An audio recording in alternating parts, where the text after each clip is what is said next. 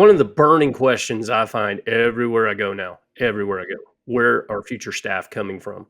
Church staff. Where have you found that great of a number of Gen Zer and millennials to serve in church, man? Where did they come from? Honestly, I think as we try to raise the responsibility that we ask of people in our church, we find a lot of them from among our church. We find some who are young professionals in the community who offer the very best of who they are at our church and realize, oh, there's actually a space for me.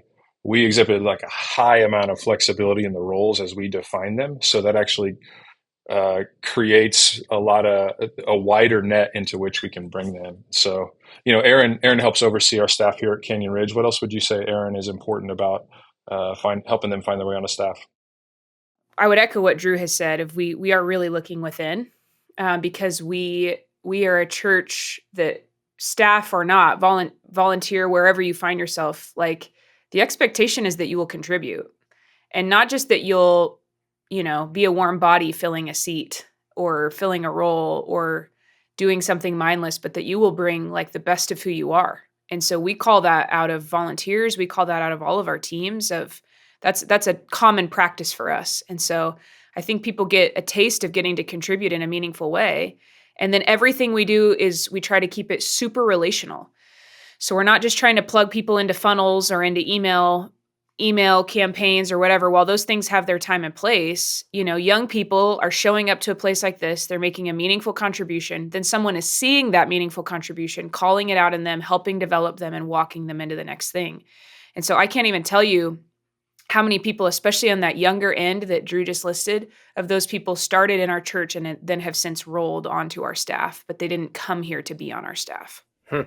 I know I'm not supposed to be the main interviewer here, but I want to ask even a step back from that, because I know a lot of our listeners don't actually have Gen Z and millennials showing up to their church. So how did that happen?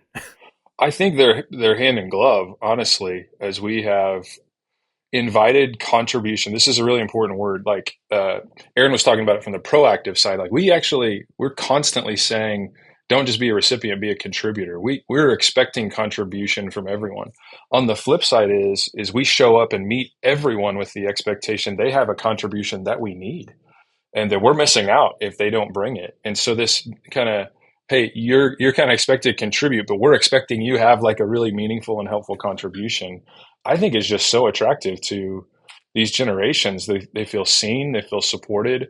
I think, like Aaron was saying, every environment that we create, everyone has something to bring. There's very little like sit and listen or we're going to train you. It's let's explore this together, which allows so much good from everyone to rise up. We get to see it, we get to identify it, affirm it, and people just run in that direction.